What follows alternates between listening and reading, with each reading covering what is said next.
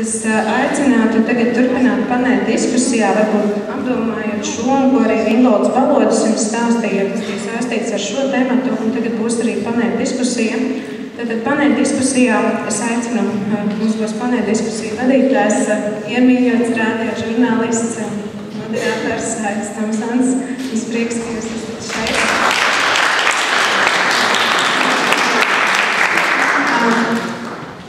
Mums ir Bībeles centra vadītājs Viktors Petrenko, kurš arī lasa šīs sprediķus, runā Kristīgā radio. Laipni aicināts. Mums ir Kristīgā radio prezidents Tālvalds Talbergs ieradies. Jā, solīja būt, bet ziņas nav. Tātad tas būtu, gribējās, ka viņš sniedz šo skatījumu, kā būt Kristīgajā radio. Mums ir Elita Plenkopa Prūse, Kristīgo skolotāju asociācijas valdes locekle. Un esmu aicinājusi arī Oļegu Jermulāju, kurš ir Cēsu baptistu draudzes mācītājs. Arī Kristīgās vadības koledžas direktora vietnieks, arī pasniedzējs Bībeles centrā. Viņiem katram ir sava loma, kāpēc viņi tika aicināti, vai nu viņi sludina, vai nu viņi ir tiešajā ēterā, vai nu viņi māca skolēniem skolā. Un tas nosacījums, ir tāds, ka ja mēs varētu panēļ diskusijas dalībniekus lūgt izteikties par to, ko jūs dzirdējāt par vārda brīvību, par reliģijas brīvību, uz runātājiem, arī to, ko teica Ingolds Balodis, un pēc tam es dotu mikrofonu Aļņam Tomsonam, kurš tālāk vadītu šo jautājumus no zāles. Bet es mazliet lūdzu Oļegam Jermulājevam, tā kā mums nebija atsevišķa šī lekcija par valsts un baznīcas attiecībām, kas ļoti ietekmē to, kā mēs skatāmies uz vārda brīvību un runas brīvību, es lūkšu viņam 5 minūšu tādu komentāru, jo viņš ir mums šis pasniedzējs, kas pasniedz tieši teoloģijas vēsturi.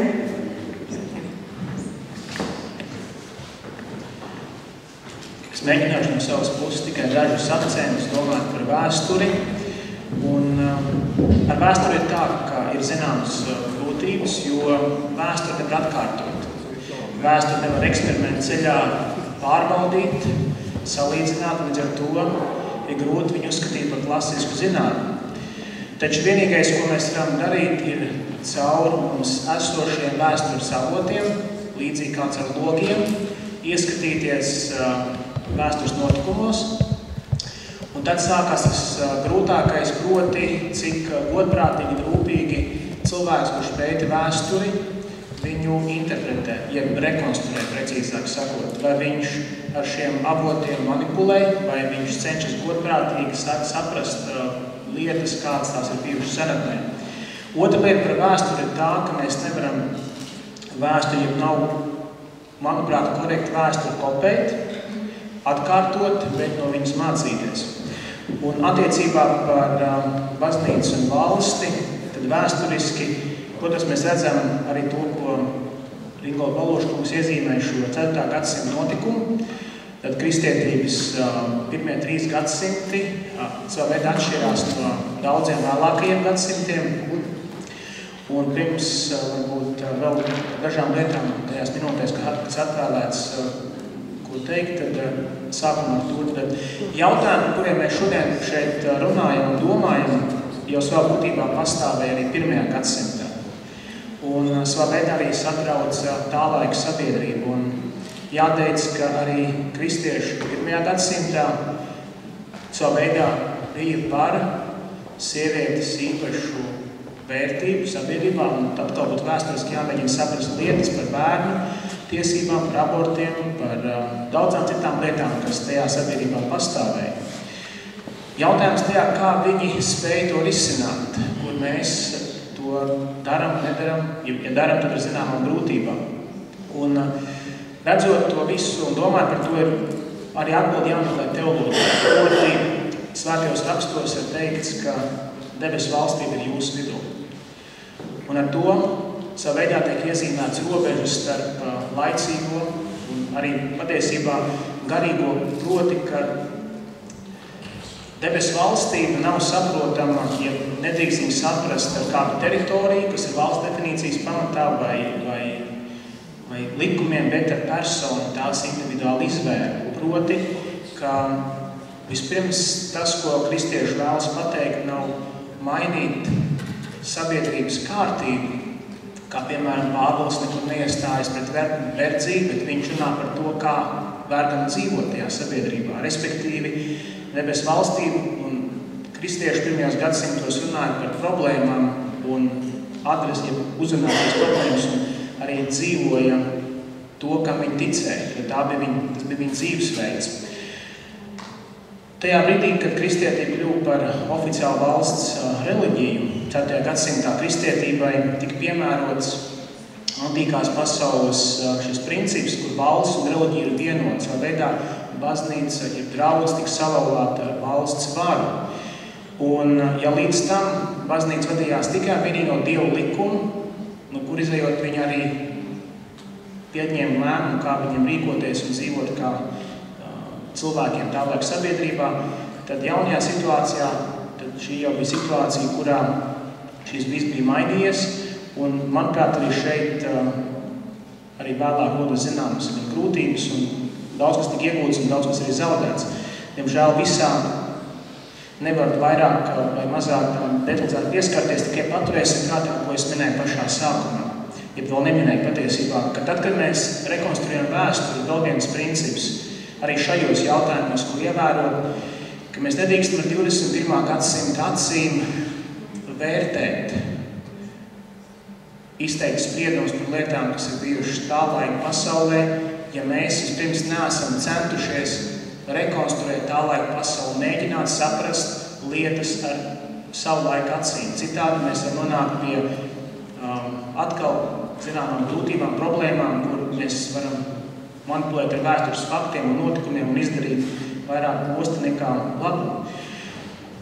No 4. gadsimta pārējot pie 16. 17. gadsimta, varbūt ieskicējot tikai kā piemēru to tradīciju, kur es pārstāvu, kur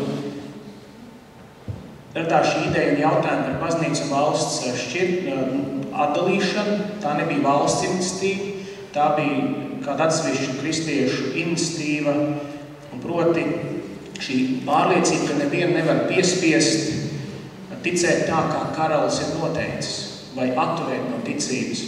Tad ir runa par to, ka šie cilvēki saprata, ka viņu tiesības ir praktizēt šo reliģisko brīvību. Tāpat laikā šie kristieši tajā laikā nekur nav teikuši, protams, ir grupas, kas arī tā rīkojās, bet daudzi vairākums pieturējās pie to, ka kristieši tāpat laikā palika kā daļa no sabiedrības. Un tie ir tas, ar ko vēlos varbūt šīs 5 minūtes noslēgt, ka mēs arī zinām, ka mūsu šajā pamata dokumentā ir minēts, ka baznīca un valsts ir šķirti. Un kaut kādā veidā šīs apgalvojums ir sabiedrībā rada, ja varētu būt radījis tāds stereotipisks domāšana, proti kļūdaini tiek domāts, ka baznīca ir šķirta no sabiedrības. Bet tā nav. Baznīca nav šķirta no sabiedrības. Baznīcai pat būtu jābūt, nevis, bet viņa ir šķirta politiski, vēsturē skatoties. Īpaši 17. gadsimtā un vēlākajos gadsimtos. Eiropā varbūt īpaši atkal detaļās ne, bet tas, ko vēlos un tā pateikt, ka šodien mums ir jāapzinās, ka mums tāpat ir atbildība būt aktīviem sabiedrībā. Un tas, ko mēs darām šodien, arī to savā veidā atspoguļo, un mēs to varam darīt divējādi, ka ir cilvēki, kuri kā kristieši ir vai nu kādās pašvaldības struktūrās, vai arī kādā citādā veidā var būt sabiedrības balss ar kristīgu vērtību. Tāpat arī katrs no mums esot savā dzīves vietā, esot gan skolās, gan aktīviem kā vecākiem vai kā citādāk sabiedriski aktīviem pilsoņiem, tad nevis baznīca ir ēka ar sienām, bet iziet ārpus tā visa, lai to pārliecību, kas mums ir arī, un tad, protams, vēlāk var runāt par to, kā to visu darīt. Lūk, visbeidzot, baznīca nav šķirta no sabiedrības, un ar to gan ir pašai baznīcā jāsaprot, gan arī tad, kad lasam komentārus internetā, kad kristieši saka kaut ko par kristīgām vērtībām, tad parasti tiek rakstīts, baznīca un valsts ir šķirta, bet arī tur ir tā problēma, ko mums ir jāmēģina novērst. Paldies, es ceru. Paldies. Bet nozīmē, ka kaut kas ir jāsaka no priekš, vai mēs ejam tie zālās jautājumi, diskusijas. Mēs ejam uz komentāriem. Komentāriem. Labi, ķeramies klāt pie jautājumiem, mums iespējas padiskutēt. Bet tad jūs prāt, ir kāds problēmas mums Latvijā ar vārdu un reliģijas brīvību vai nav? Tie, kam ir, tiem tad ir jāuzstātā, tiem ir jautājumi. Ir vai nav? Ir. Mums ir Inga sacīs kaut kādā. Jā, es tieši atsaucu uz pat mūsu sarunu, kas bija, es neredzu uzreiz ātri par cilvēku, ko es runāju par tejas paudē, kur viņš man nāk klāt un saka, ka viņš mācītājs draudzē, kuras lūdzeklis gribētu izveidot pārim namu ar kristīgām vērtībām to pamatā. Un es dzirdu šo, un es saprotu, ka viņam tagad ir jāizstājas. Vai viņš ierakstīs, vai viņš šī sieviete ierakstīs, ka tas tiek veidots balstoties uz kristīgām vērtībām, un saskarsies ar to, kā valsts un baznīca ir šķirta, jūs nedrīkstat, varbūt tie bērni nemaz negrib. Īstenībā es apzinos, ka saskarsies ar problēmām, vai arī, nerakstīt mīļā mieru labāk, nerādiet to savu reliģisko pārliecību, un tad jūs vieglāk iziet cauri vienkāršām dzirdamām. Es domāju, ka tā ir problēma. Labi, jūs varat palīdzēt atbildēt uz šo jautājumu? Īsu komentāru. Es gribētu, mēs šodienā ļoti nerunājām daudz tieši, ko nozīmē valsts un baznīcas sadalītība. Es gribētu uzsvērt, tas vispirms nozīmē institucionālā atdalītība, bet tas nenozīmē, ka kristiešiem nav šīs tiesības, kas ir cilvēktiesības, reliģijas brīvība. Bet tiešām, ja jums tas vairāk interesē, cik daudz var kristietis baznīcā ārpus tās, tiešām es minēju iepriekš tos divus raidījumus, viens, kas jau ir ierakstā, LKR arhīvā pieejams par reliģijas brīvību, un otrs, kas būs 16. novembrī, tur jūs patiešām daudz vairāk tīri detalizēti, kā tas izpaužās, ko likums saka, ko var, ko nevar. Tas, ko Inga pieminēja, tās ir atkal vecāku tiesības uz izglītību un jautājums par kristīgo izglītību. Un tur ir atkal, tas ir tas jautājums, ko mēs šodien neskārām, kas ir vēl viens temats, kādā veidā viņus audzināt. Un vecākiem ir tiesības viņus audzināt, bet jautājums jāir, ko tad darīt ar šīm personām, kam nav vecāku. Kurš tad aizbildes, kurš bāriņties loceklis var teikt? Šis, kā saka, nav tik daudz jautājums par vārda brīvību, jā? Tā gadījumā. Vairāk jautājums par kaut ko citu. Vai es pareizi saprotu, ka gribēju kaut ko sacīt? Īstenībā ir tā, ka vismaz skolās kristīgai pārliecībai klājas ļoti grūti, īpaši šajā laikā. Arī kristīgai mācībai klājas ļoti grūti, jo ir samazināts finansējums skolām, un katra skola cīnās kā nu var, un pirmais priekšmets, ko saīsina, tā ir kristīgā mācība. Un atstāja ētiku, jo ir šis pāris kristīgā mācība ētika. Un tur ir vajadzīga tiešām direktora pārliecība par šīm lietām, lai šī kristīgā mācība tur būtu šai skolā. Un man ir tāds iespējas radies, ka var nākt visādi puršanas pulciņi, var būt visādi karatē, kurā tiek izveidota statuja un to pielūdz. Varbūt, nezinu kas, piemēram, Amonašvili ierodas, ja tas arī ir reliģija, humānā pedagoģija. Tas viss ir ok. Pamēģiniet ienākt kristiešu skolā. Jūs redzēsiet, kas sākas. Vai tāds saskaņojums, šitāds saskaņojums, vai no vecākiem jums ir atļauja, un kāpēc tas mācītājs te parādīja. Tas ir vispār abrīnojami, kādā bedrē Latvijā mēs atrodamies.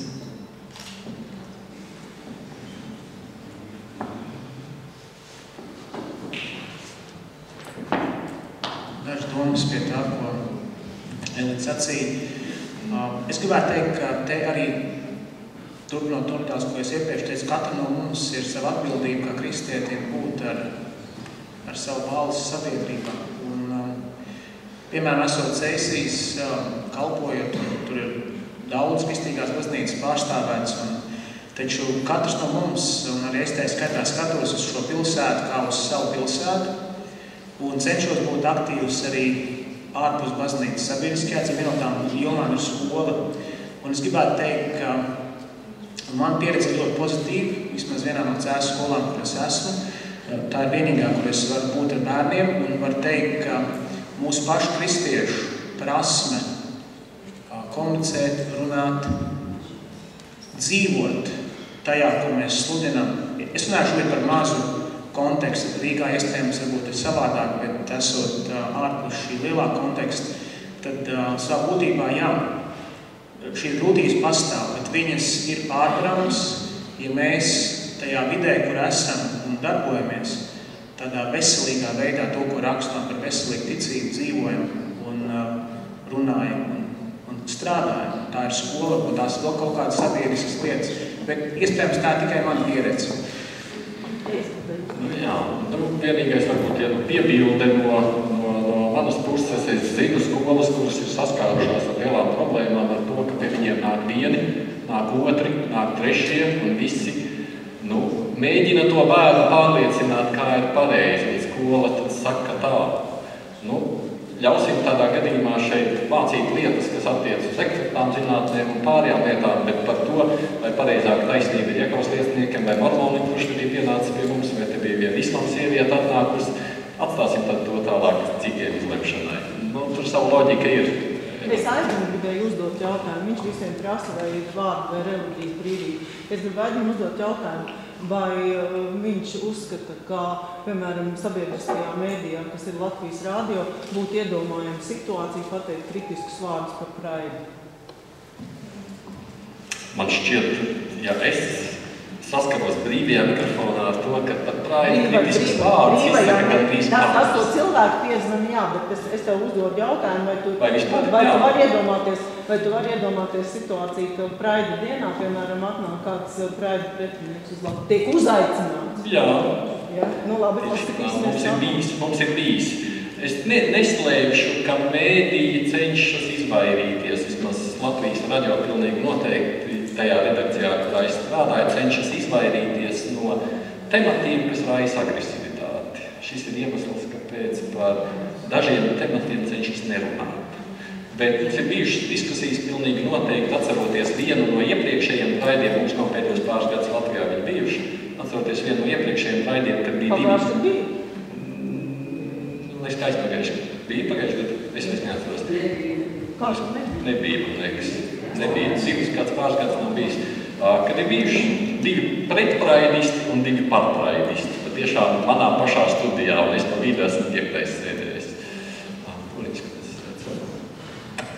Es esmu Vineta Toriņa, Saeimas deputāta, un atbildot uz Tomsona kunga jautājumu, es gribu teikt, ka Latvijā ir lielas problēmas ar vārdu brīvību, jo publiskajās diskusijās ir novērojama ļoti liela asimetrija, ka vārdu brīvība ir tiem, kuriem ir liberāli pasaules uzskati, bet savukārt tiem cilvēkiem, kuri pauž pamatvērtības, arī kristīgās vērtības, pret tiem izturās patiesībā ļoti agresīvi. Un šobrīd ir jāsāk arvien lielāku uzmanību pievērst, lai, ka uzsverot to, ka arī kristiešu viedoklis ir vērā ņemams, jo šobrīd patiesībā ļoti lielā mērā dominē ļoti agresīvi liberāli uzskati.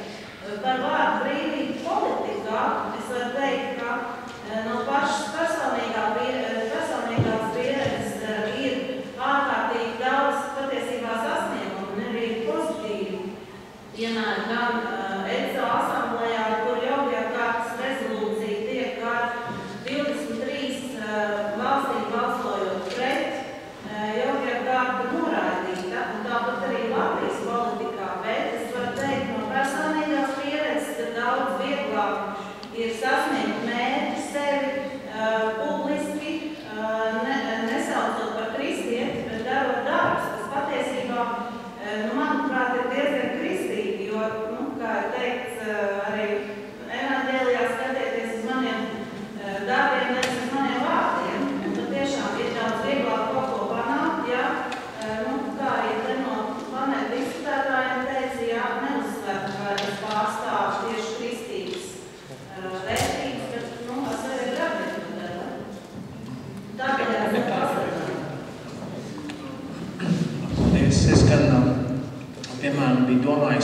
un tā arī domāju, ka mēs varam, mums pat ir jāpasaka, kas ir mūsu mērogli, ko mēs samērojam lietas savā dzīvē un arī pasaulē. Proti, ja mēs domājam par dažādām lietām, kā ja ģeogrāfijā ir nulles meridiāni, un dažādās nozarēs, zinātnes disciplīnās ir kaut kādi atskaites punkti, tad, kad mēs nonākam pie morāles dabas jautājumiem, tad tas jautājums uzreiz ir tāds, kur tad ir šis atskaites punkts. Un tad ir dabiskais likums, kur cilvēks, ja šī cilvēka Dieva dotās redzamziņas balss viņā, ko mēs arī... Bet savā būtībā mums kā kristiešiem ir jāpasaka atkal, bet tas jautājums, ko es gribētu teikt, nevis jāpasaka, bet ir jāpasaka tādā veidā, kas tiešām ir ar cieņu pret katru cilvēku. Tad mums nav jācīnās pret cilvēkiem. Mums vispār, pat varbūt vārds cīnīšanās ir jāpārvērtē, bet runa par to, ka mēs ar savu dzīvi un saviem vārdiem mums apliecinām vērtības, pie kurām mēs pieturamies, ar kurām mēs dzīvojam. Un katram cilvēkam dzirdot mūs, redzot mūs, ir tiesības izvēlēties tālāk, vai tas, ko es daru, vai kā daru, vai ko saku, varētu būt arī kaut kas tāds, ar ko viņš gribētu dzīvot. Manuprāt, tā bija 1. gadsimta, 2. gadsimta šī kristietības straujā izplatīšanās pamata atslēga. Manuprāt, ka mūsu dienās mums pašiem baznīcās, tik dažādās konfesijās būtu svarīgi par to runāt, kā mēs nevis tik daudz par saturu, bet par komunikācijas veidu, kā mēs to, kam mēs ticam, par to runājam, un varbūt ne tikai runājam, bet kad ir svarīgi šo dzīves veidu arī pašiem dzīvot. Un šodien redzētais, gan statistikā, par laulību un daudzām citām lietām ir tiešām satraucoši, ka kristietība savā būtībā varētu būt pat ir nomināli, bet vai viņai jākļūst reāli arī tajā. Nu tā, paldies.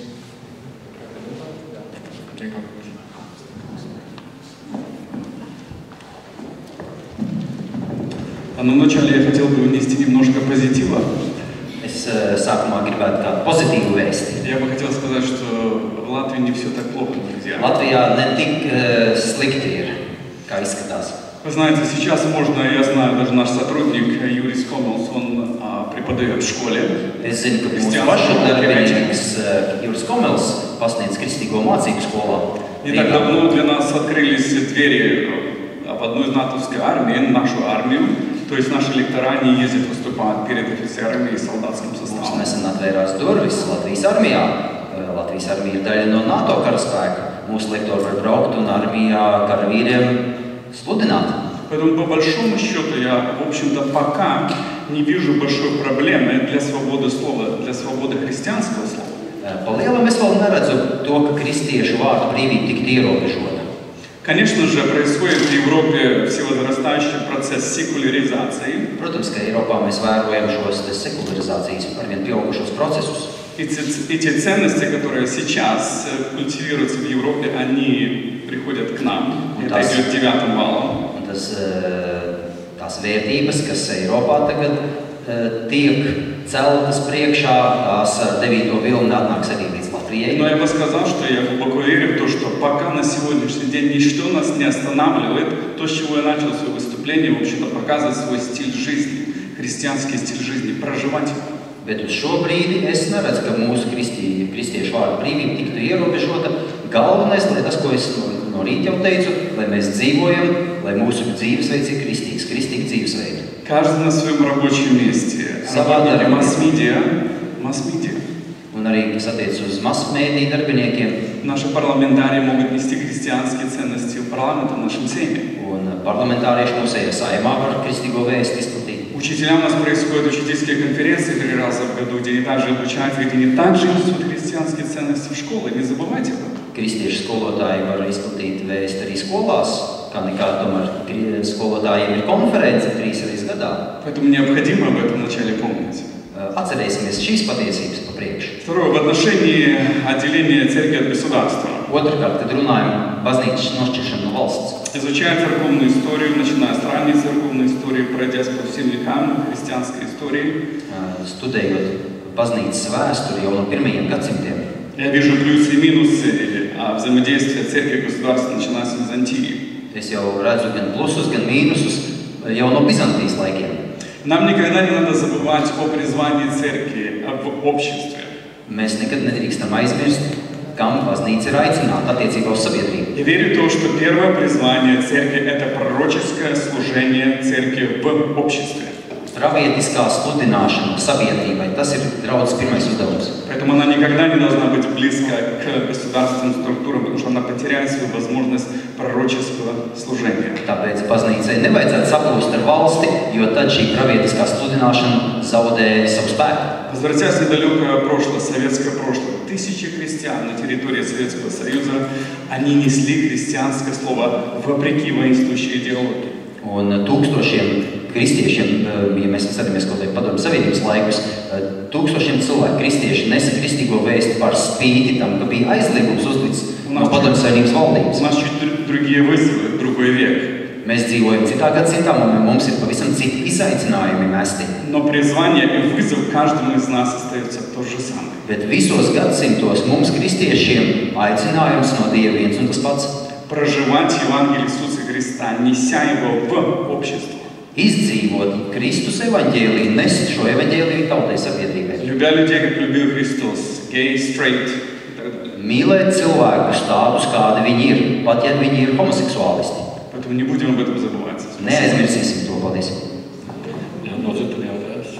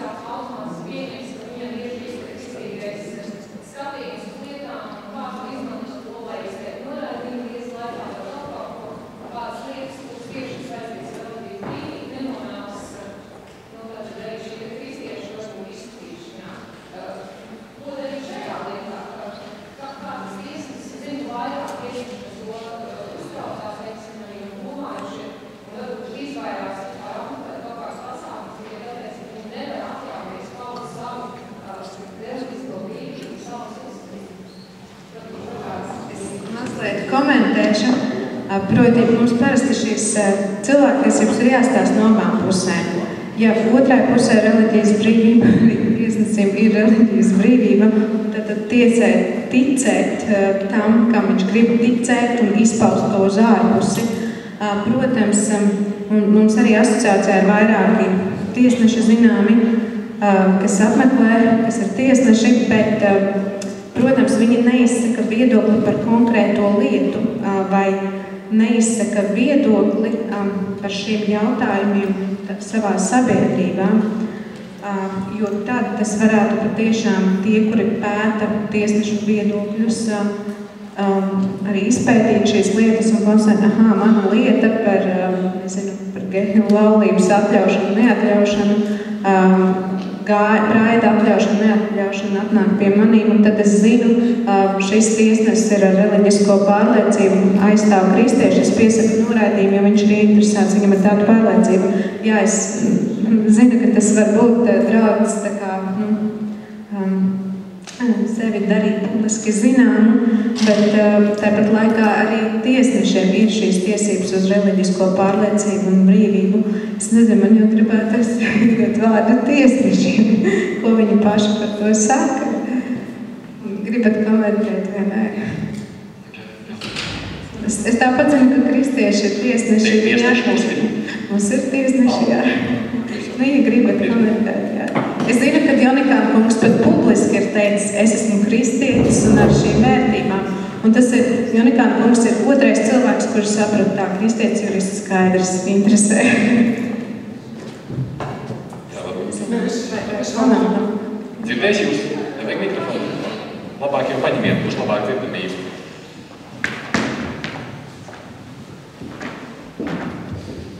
Es nezinu, es neesmu jutis nekad kādu sevī bremzi, kā būdams tiesnesis, es varētu kaut kādā veidā nonākt pretrunā savam amatam, ja es esmu baznīca.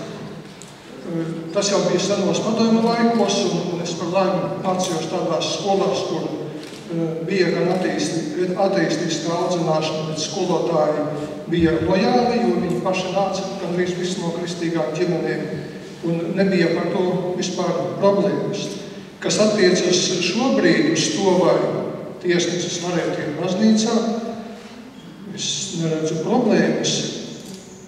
Es eju, un ja mani kolēģi daudz iet baznīcā, un man tā drusku tā kā izbrīnīja, ka daudzus atkal iešana baznīcā attur, jo lūk, būtu problēmas viņiem pēc tam izskatot kādas lietas, bet es nevaru iedomāties, kas tās varētu būt par situāciju. Ja, piemēram, patiešām tās būtu lietas, kas saistītas, kur vienā pusē ir homoseksuāls cilvēks,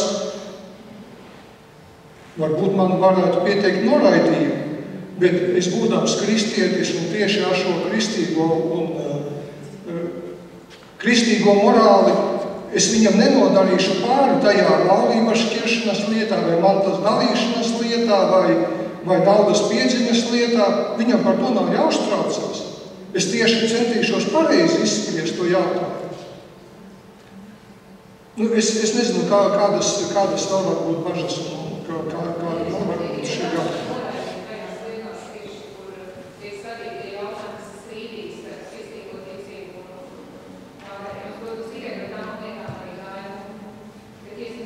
Bet es pat nezinu, kuras tās tiešā veidā tādas lietas varētu būt.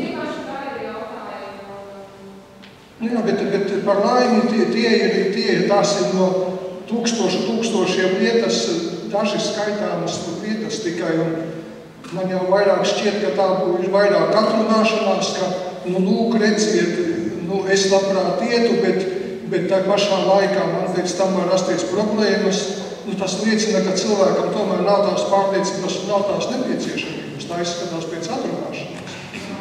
Nezinu. Paldies. Es saprotu, ka jebkurš cilvēks var domāt, vai viņam ir droši izpaust savu kristīgo pārliecību vai nē, bet tas jau tad varētu būt kristiešu pašu problēma. Jā, es domāju, ka arī Jēzus teica, kas mani neapliecinās visu priekšā, es to neapliecināšu tēvu priekšā, un tas mums kā kristiešiem ir jāpatur prātā, kas mēs esam. Un īstenībā, man jāsaka, atnākot uz šo konferenci, es nejūtos, ka es esmu kristīgā konferencē, piedodiet. Es jūtos diezgan dīvaini. It kā piesauc kristīgas termins, bet runā pilnīgi garām. Un mīļie, mums jāatcerās, kas ir patiesība. Es esmu patiesība, ceļš un dzīvība, teica Kristus. Un tādā veidā mums ir jārunā. Šeit ir par naida runu, tur tā. Es saprotu, tie juristi, es saprotu, jā. Un tomēr tam jāiet cauri ir Kristus garam. Šeit tā nebija. Te bija liels kaut kāds ķīsels, kurā mēs it kā gribam izpatikt pasaulē un arī paši sev. Bet īstenībā mēs nododam Kristu. Un par to mums ir jāpadomā. Un te, kur mums ļoti optimistiski teica, ka viss ir kārtībā, ja kad skolotājs sanāk uz konferencēm un tā, mīļie aiz muguras notiek briesmīgas lietas. Labklājības ministrija, ko pieņēma šo dzimumu līdztiesības plānu, un viņš ir apstiprināts līdz 20. gadam. Daži deputāti gāja pa Saeimas gaitiņiem, vāca parakstus, paskaidrot, kā tas iespējams, kas tas par dzimumu līdztiesības plānu, kur viņam kāja sāk. Atsaucās 36 deputāti no 100. Un tur runā par šīm lietām, par visu homoseksualitāti, par dzimumu maiņu un visu. Atsaucās 36 kalpi. Bet neskatoties uz to, viss jau notiek. Resursu centrs Marta organizē nodarbības zēniem un meitenēm. Un viss iet uz pilnu klapi. Un pēc gadiem 10, pat nevajadzēs 5, mums būs jau jaunie vecāki, kas pieprasīs šīs lietas. Un jūs pat nevarēsiet iepīkstēties, un tā būs naida runa. Ko tad jūs darīsiet? Jūs iesiet cietumā, jūs pateiksiet, ka jūs esat kristietis. Jums tagad ir jāceļas. Nu, labi. Viens komentārs. Es gribētu teikt, jā, tiešām par to. Tas, ko jūs redzat šajā konferencē, ir tas, kad juristi runāja, godīgi sakot, kā paredz likums. Un ja viņi ir šajā likumu sistēmā, un ja likums saka, ir jāpiemēro Eiropas cilvēktiesību tiesas prakse, un ir jāņem vērā tas, ko tiesnesis var darīt, jā, tas bija cits gadījums, uz šo tā lieta neattiecās, bet reizē tiesnesis ir saistīts ar otru, kur viņam ir jāizvērtē tiešām par šo naidu runu, vai tā ir vai nav. Un, teiksim, šajā gadījumā, ko es arī minēju, tas patiešām bija tāds spriedums, kas ir ņemams vērā diskusijai. Kādu mērķi cilvēktiesību tiesas šajā gadījumā šie, kas dalīja diskusiju lapiņas, ja viņi būtu izsaukuši bērnu, jauniešu vardarbību pret citiem jauniešiem, arī šiem jauniešiem, kuriem ir šāda seksuāla orientācija, ir viņiem aizsargājami. Tas vienmēr prasa padomāt, kāds ir mūsu akcijas mērķis, vai uzrunāt sabiedrību, vai iet pie valdības, un vienu un tie paši līdzekļi nav izmantojami dažādām mērķa grupām.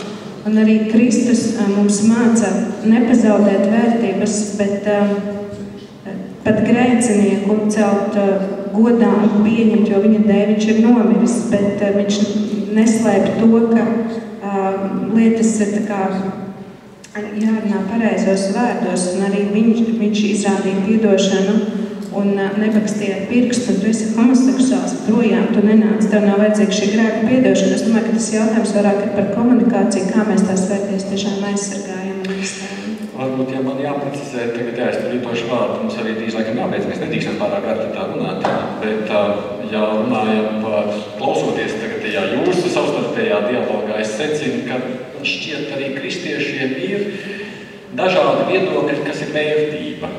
Un ar to mums tāda ir jāsaprot, vai svarīgi, cik svarīgi un cik kausos vienādi liekams vērtības ir mūsu izpratni par ģimeni un dzīvību, un mūsu izpratni par to, ko nozīmē, ka katram ir tiesības ticēt tā, kā viņš saprot. Katram ir tiesības ticēt, vai mana izpratni, vai es novērtēju to, ka tas homoseksuālists ir tiesīgs rīkoties saskaņā ar savu pārliecību, vai nē. Nē, es tomēr došu vārdu, tāpēc, ka Brems.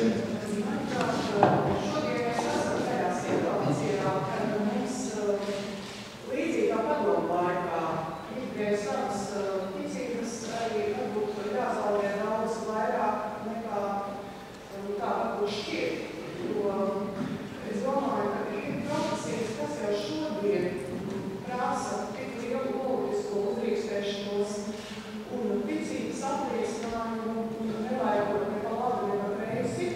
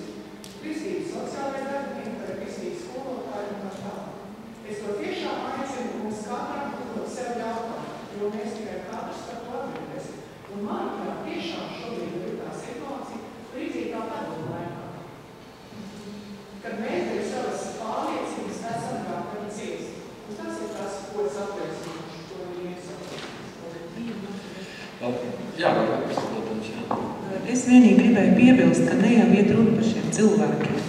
Mēs zinām, ka tā ir vesela ideoloģija, vesela sistēma. Par to iet runa. Neviens nerunā par kādu cilvēku diskrimināciju. Mēs runājam par sistēmu. Sistēmu, kurā ir iekļaušies mūsu tautas kalpi. Viņi mūs nedzird tāpēc, ka viņi ir šajā sistēmā. Nedzird ļoti daudzi juristi, jo viņi ir šajā sistēmā. Mums ir pret šo sistēmu jācīnās. Es tomēr droši vien noslēdzot šo diskusiju, vai laika dēļ? Es gribēju komentāru. Tas, ar ko mēs saskaramies, ir tie, kur ir atlaisti no darba, viņiem arī ir tiesības uz nediskrimināciju. Tas, ko viņi nedara, viņi nesūdzās, viņi tālāk neiet to kārtot tiesas ceļā. Proti tāpat kā mums ir dažādie šie, pamati diskriminācijai. Pret diskrimināciju aizsargā arī kristiešus, ka man nevar atlaist no darba kristīgās pārliecības dēļ. Es varu pirkt to, kas ir, tad man ir pieeja precēm un pakalpojumiem, dažādās lietās. Tas, kad mēs esam mēģinājuši pētīt šīs situācijas un teikuši, skolotāji aizliedz lūgt rīta lūgšanā, un tur ir bērni, kas ir musulmaņi. Loģiski, nevar piespiest musulmaņu bērniem lūgt kristiešu dievu, jo arī šiem vecākiem ir tiesības audzināt bērnus savā reliģiskajā pārliecībā. Tālāk ir citas iespējas, ko šie skolotāji var izmantot, vērsties domē pie direktors un tā tālāk. Un tiklīdz atskanēja, bet ir šis daļai ceļš, kas ir jāsniedz iesniegums un kas ir juridiskais, vai tur bija diskriminācija reliģiskās pārliecības dēļ vai ne, ko mums pasaka kristieši, un šis nav vienīgais gadījums, un nē, mēs neiesim tiesāties. Lūk tā, tas nozīmē, ka kristieši paši neveido šo tiesu praksi, šī diskriminācija reliģiskās brīvības dēļ nenotiek, bet tiesu praksi diskriminācija seksuālās orientācijas dēļ mums ir pilns CCT, tātad pilna Eiropas cilvēktiesību tiesa ar šiem gadījumiem. Un tas nozīmē, ka šis gadījums ir bijis valsts līdz tiesai, viņš nav aizgājis un viņš netiek tiesiski izvērtēts. Tāpat kā notiek nelikumības, ja neviens par viņām nesūdzās, valsts nevar pateikt savu galu vārdu. Droši vien, lai iet uz priekšu, mums ir jābeidz. Es varu pateikt, tomēr no savas puses, kā es to redzu, jo es pieļauju, varbūt arī tas nav slikti, bet pateikt. Es ticu, ka ir profesijas, kuras nevar apvienot ar savu kristīgo ticību. Un tā tas varētu tiešām būt. Es pieļauju, ka tas varētu skart ginekologus, un es nezinu, ļaujiet man kā nespeciālistam tālāk par to nespriest. Es ticu, ka ir lietas, mēs zinām pilnīgi noteikti, mēs ticām, ka kristietis nevar būt priekšmājas vadītājs. Ir lietas, kuras kristietis nevar darīt. Tajā pašā laikā es ticu, ka ir viena liela daļa profesijas, kuras kristieši var darīt, tikai jautājums ir par to, kas viņiem šķiet svarīgāka vērtība. Es klausījos, ko tiesnesis sacīja attiecībā par iespēju, kā viņš izturētos pret homoseksuālu cilvēku, ja viņam būtu jālēmj. Un viņš viņam lemtu vajadzības gadījumā viņam par labu, cik es saprotu, taisnīgi. Viņš vērtētu šo cilvēku taisnīgi. Un man šķiet, ka tā atšķirība varbūt kristiešos ir, varbūt ne divas grupas, bet kaut kādā mērā izpratne par to, vai vērtības, reliģiskā brīvība, tiesības ticēt tā, kā tu saproti. Ja tas ir pretēji manai kristīgai pārliecībai, vai es pieņemu to, ka cits cilvēks ar citu orientāciju, ar citu pārliecību, kas ir pareizi vai nepareizi, vai viņam ir tiesības tādā veidā ticēt, un vai es kā kristietis to respektēju. Tā ir problēma, es zinu, daļai kristieši tā ir problēma, daļai nē. Un man liekas, ka kaut kādā mērā reizēm kristieši paši ir vainīgi priekš tā, ka viņi izraisa sev vajāšanas, proti ar domu, ka viņi ļauj lietām dažām notikušas varētu nebūt. Es esmu joprojām pārliecināts no savu. Man bija pagājušā nedēļā saruna, protams, zina manu priekšnieci par vienu manu ticības jautājumu. Un es viņai teicu, man ir problēma, es nevaru darīt vienu darbu. Ko darīt? Un viņa man teica, nekāda problēma, sarunāsim, es ļoti cienu tavu reliģisko pārliecību, pilnīgi droši. Un es sajūtu tādu patiesu labvēlību no savas priekšnieces puses pret mani. Un Un es domāju, kāpēc es nevaru atbildēt, jo man liekas, viņi jau arī patiesībā viņi no sirds tic Dievam. Bet es tiešām ticu tam, ka mana kristiešu pārliecība vispirms man liek respektēt cilvēkus, kuriem es nepiekrītu, cienīt viņus, ka es viņiem nepiekrītu, mīlēt tos, kurus man negribas mīlēt, proti būt kristietim tādam kristietim. Labi, es saprotu, vai tev ir jāsaka kaut kas saki.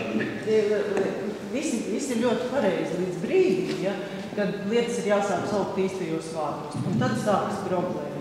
Problēma sākas tad, tas, ko Elita mēģina arī pateikt, tā ir vesela ideoloģija. Tad, kad tu mēģini pateikt, ka nedzimušu bērnu slepkavība ir nedzimušu bērnu slepkavība, nevis menstruālā cikla atjaunošana vai, teiksim, vislielākais absurds, ko es laikam esmu saskārusies bērna evakuācija, ja? Vai nevēlamas grūtniecības pārtraukšanas procedūra. Ja? Tad, kad tu mēģini sākt saukt lietas īstajos vārdos, tad tev sākas sadurst. Un nav runa par cilvēcisko, bet ir runa, ka tu grēku nosauc par grēku, tu nosauc viņu īstajā vārdā, tu neslēpies aiz tā. Tajā brīdī tu izej uz lielu konfrontāciju. Kamēr tu to nedari, kamēr tu mierīgi šitās lietas noliec zem paklājuma, pasaka mīļā miera, labi, mēs nerunāsim tagad par homoseksuāļiem, kā par grēciniekiem, kā par tādiem, kas propagandē to savu grēku, mēģinot viņu saukt par tikumu. Tajā brīdī, līdz tam brīdim nav problēma. Tu vari būt tolerants, tu vari būt iejūtīgs, tu vari būt iecietīgs, bet tajā brīdī, kad tu atklāti nostājies pret grēku, saukums viņu par grēku, tajā brīdī tu saņem ritīgi pretī. Tā ir tā problēma, jo kamēr tas viss cilvēciskā līmenī, visi pareizi, tu tieši tā, un lai Dievs dod mums visiem to iemācīties, ka mēs to mācētu, varbūt, ņemot piemēru no tevis, cik tu reizēm esi arī, tiešām, ne tikai tu tagad vārdos to saki, bet to arī dzīvē īsteno, bet tajā brīdī, kad tu sāksi saukt lietas īstajos vārdos, tajā brīdī, kad tu patiesi mēģinās teikt par šo ideoloģiju, tajā brīdī tu to vairs nevarēsi. Bet es atbildēšu tā, kā es to saprotu, un no sirds tam arī ticu. Man, kā viešņa, atnākot uz radio studiju, vari saukt lietas īstajos vārdos, un es, sēdādams studijā, tev ļaušu bez iebildēm. Ļaujot arī citam, kurš domā citādi, arī saukt viņa prāta lietas īstajos vārdos. Un es ticu, ka man, kā kristīgam žurnālistam, ir tiesības respektēt tavu viedokli un otru puses viedokli. Un mans pienākums nav pateikt, ka Evai Lūsei ir taisnība un tam kādam Strēpam nav taisnība. Mans pienākums nav to pateikt. Mans pienākums ir respektēt un cienīt tos cilvēku viedokli. Es ticu, ka tā ir kristīga vērtība. Es tam patiešām ticu. Un es ticu, ka reliģiska brīvība un iespēja izpausties gan kristiešiem, gan ateistiem, gan musulmaņiem vienādi, ka tā ir kristīga vērtība. Tāds ir mans pārliecība.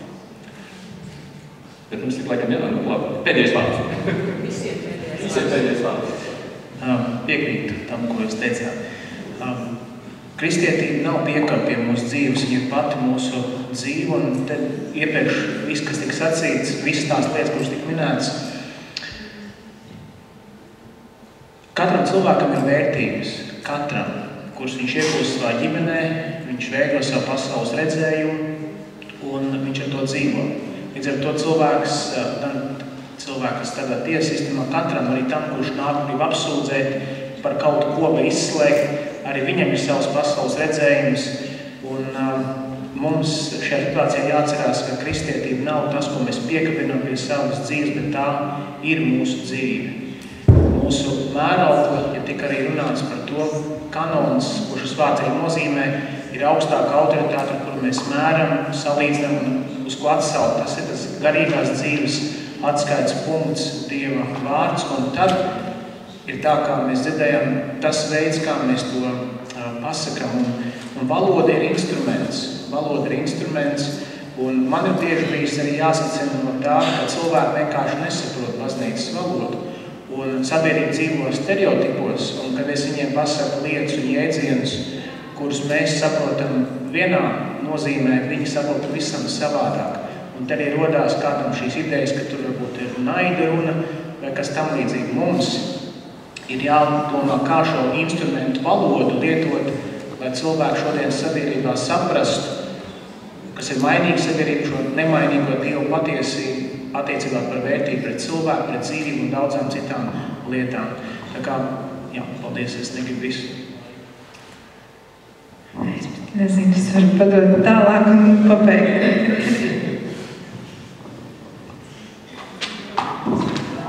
Es izmantoju otro reliģijas tiesības pusē.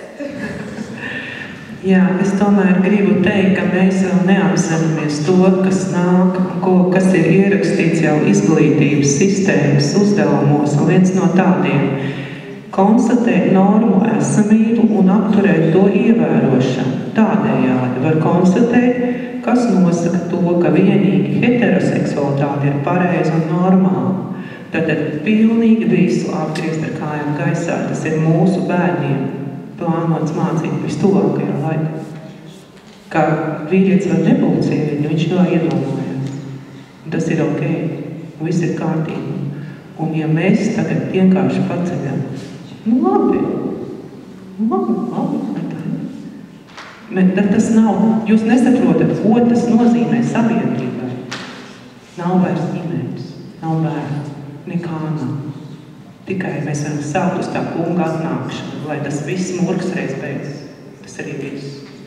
Tāpēc sejiet taisnību, tad jūs pļausiet mīlestību.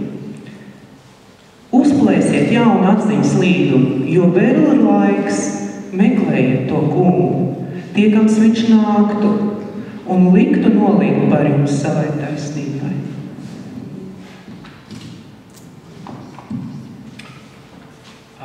Я бы, наверное, оставил всем нам пожелания, которые я себе напоминаю. Это, в общем-то, два таких, я бы сказал, руководящих принципа. Es pats sev atgādinu divus principus, vienmēr tos arī novēlu jums. Один из них я слышал от одного из профессоров теологии, когда я получал теологическое образование. Kad es mācījos teoloģiju, viens no profesoriem man to iemācīja. Он сказал следующую фразу, которая мне очень запомнилась. Viņš teica frāzi, un to es uz mūžiem esmu iegaumējis. We need to speak the truth in love. Mums ir jārunā patiesība mīlestībā. А второе правило – ненавидеть грех, но люби грешника. Otra patiesība ir šāda. Ienīsti grēku, bet mīli grēcinieku. Спасибо.